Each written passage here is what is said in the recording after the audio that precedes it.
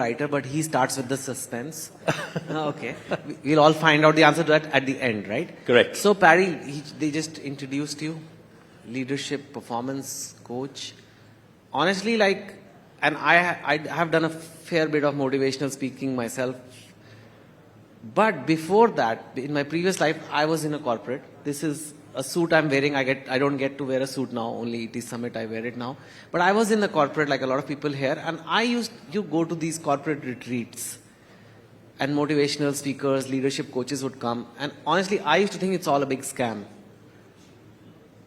Like, we have just come to Goa to drink. And now we can't say that. So we have to have somebody. But now I do that job sometimes. And now I have someone like you who's even coached the Indian cricket team. Firstly, I have changed my mind now, by the way. I do think it works. I want to know your take on it. Does it work, and what frame of mind should one be in to make it work? Before I ask you how does it work, what is the blueprint of success? So first tell me, how should people take this performance leadership coach thing? Why do you need one? How does it work? So I mean, that in itself is a really good question. Thanks, Chetan. There's a difference between motivation and inspiration. And motivation, by definition, is if I stand up and give you a motivational speak, I stand here and motivation means to move. I move you and get you excited. The reality is that motivation or excitement is going to drift off and is going to go away after a while. Whereas from an inspiration perspective, and what we want to be doing as a coach is inspiring people to think differently. And when we think differently about something we've thought about all the time, we can't unthink that. And hopefully in our conversation now, instead of motivating people to go, yes, we can do it, hopefully in our conversation, and certainly what's happened for me listening to the speakers before, is it's got me to think differently about a few things I either haven't thought about or given me ideas about things I've thought about, but got me to think differently. And that lasts for a long time. Definitely. Okay, so since we have limited time, 900 seconds session, 15 minutes, and we've used up some of that, blueprint of success, what is the path to success? For anybody who wants to be successful or is successful but be more successful, or is successful in some areas but is failing in other areas, what is the path to success for Paddy Upton? The path to success, we have to get to the very simple version given the time, but for me there's two pieces to that. Number one is, I think success is it's got a very limited definition for many people. That success whether it's the workspace or on the sports field is only about 50% of success. For me, the other 50%, and personally that is the way more important 50%, is, am I successful in terms of the kind of human being that I am? Am I being a good human being in relation to other people, in relation to communities, in relation to the environment? So when someone for me is a great athlete and a great human being, one of the best examples that I've got, and I've been lucky to work with him a lot, is a Rahul Dravid. Great athlete, great human being. For me, that's success.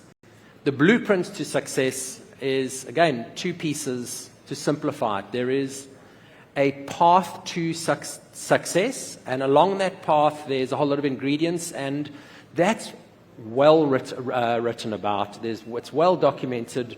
It's different for individuals, but there are no secrets of what are the ingredients on the path to success. The process is important, and the process really is do something that's going to help set up success, learn from what you've done, go again, learn from what you've done, go again. So, and what you do, as I said, it's well documented. It's important that we take action, we learn, we act, we learn, we act, we learn, and that's a fast process. But the piece that's not spoken about very much is the other path to success is actually the distractions. What are the things that naturally distract us from success? And I think that's probably more of an important conversation. It's a deeply personal conversation that we need to have with ourselves, is what are the things that is holding me back? Because we know all the things we need to be doing, but what are the things that are holding us back? Go on. What's holding us back? Well, what have you seen most commonly? Well, there's external obstacles, and it's very easy to blame those, and it's very nice. The inner obstacles, I'd say probably the three most significant obstacles to success that we place in our own way is, one, it's some version of doubt, insecurity, negative thinking, and then fear and pressure. So they are mental obstacles, and I've never worked with an athlete in my life, including Sachin Tendulkar, Virat Kohli, and everyone else who doesn't have doubt at some point, fear, insecurity, pressure, negative thoughts. That is perfectly normal. What the best do is they manage their relationship with that thing smarter than others. How does one do that? I mean, if there is doubt, if there is, sometimes crippling fear, it can be, or whatever, all these things, are there some, especially you as a coach, what did you tell the Indian cricket team when they were freaking out before the 2011 final? You weren't there for this one. I wish you were there. Thank you. You've told me backstage, please don't talk about this final. But that is a traumatic memory for a lot of Indians. Something like that happened even in this final. We can't really pinpoint, but obviously a team that was doing absolutely fantastic. They were crushing the enemy, opponent, Yeah. for 10 matches, and then they crumbled. And I'm sure the same bundle of nerves was happening back in 11. Yes. What did you tell them? And maybe we can learn from it. So again, it's relatively simple, and the reality is the formula for success, it is simple, it's intuitive, it's universal wisdom. I sat listening to Satguru this morning. Great wisdom, but nothing we don't know already. Just put across beautifully in a beautiful reminder. So when it comes to doubt, negativity, insecurity, imposter syndrome, pressure, fear, I get so many parents and so many athletes come to me and say, will you help me deal with this and get rid of these things? So again, I'm going to just sort of present 3 steps on that path of managing those kind of negative thoughts or limiting thoughts. Is on the one side, which doesn't work, is to deny them, resist them, or try and fight them. Try and say it shouldn't be happening, it's wrong. I'm thinking negative thinkings, I'm thinking fearful thoughts, or I've got anxiety, there's a problem, there's something wrong. Fighting them is not the thing to do. On the other side, buying into them is probably even worse. Believing that I'm not good enough. Believing in my negative thoughts. Believing in my doubt that holds me back from doing things. That's also not a healthy relationship. The healthy relationship that I try and cultivate with athletes is to say all of those things, negativity, doubt, fear, insecurity, imposter syndrome, every one of us in this room, guarantee you, has that, unless you're an out-and-out psychopath. So what we need to do is be able to normalize that. I'm saying to you, it's okay to feel fear. It's okay for you to feel doubt. It's okay to feel pressure.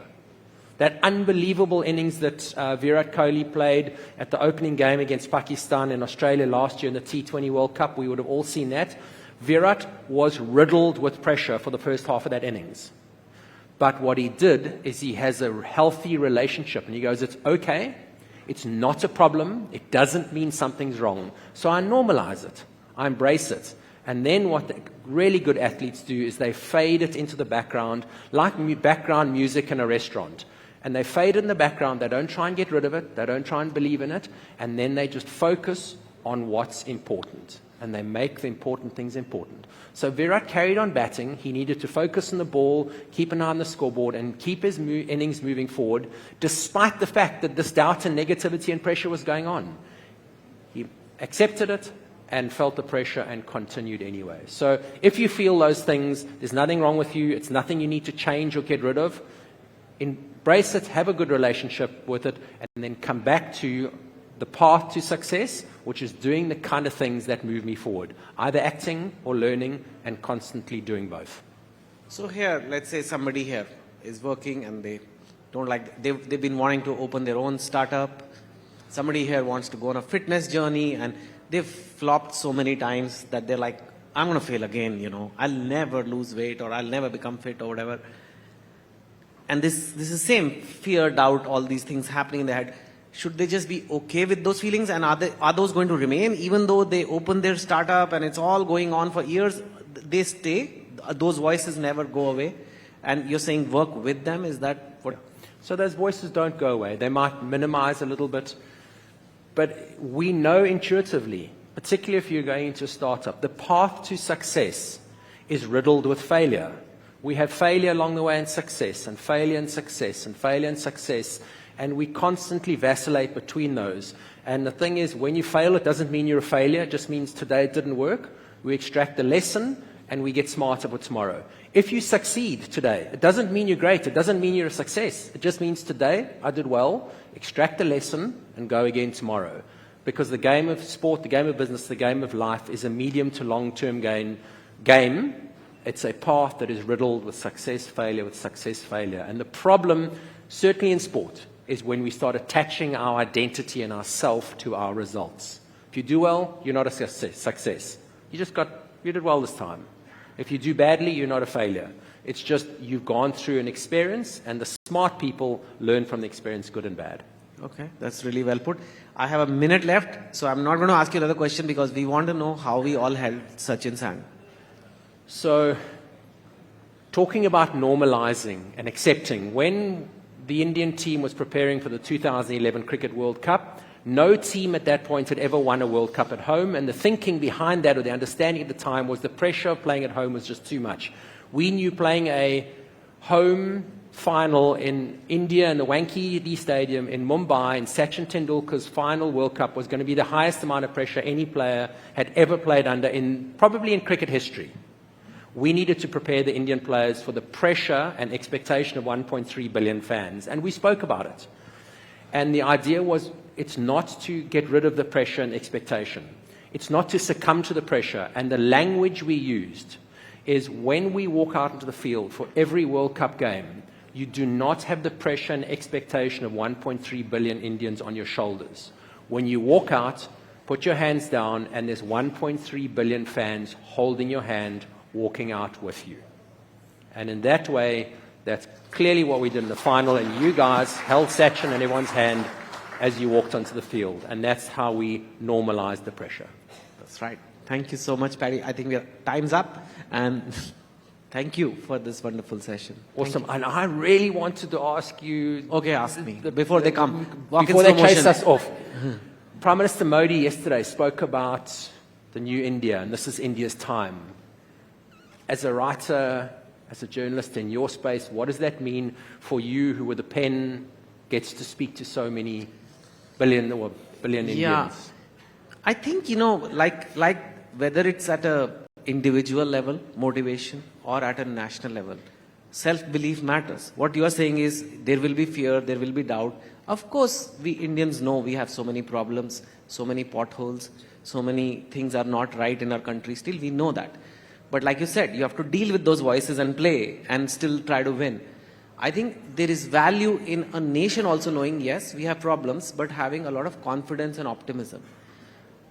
Whether this is India's time or not, we must believe this is India's time. Only then it will be India's time. Because you can't say, maybe it's not India's time, maybe it's India's time. You'll never achieve it then. But it's like the same thing. You deal with the fear, uncertainty, doubt, FUD or whatever, and just say, we need that optimism. So the Prime Minister saying it has a lot of value, because he's the top person in the country and saying, this is our time. So all of a sudden, millions start believing that. And once people start believing it happens. That's how it happens in sports too. We're going to win. Okay, you probably are going to win then. Yes, you need to believe is the start. What you need to do is take action. And even if you don't believe, you take the right action, it will be India's time, even if you don't quite believe. Yes. Thank you.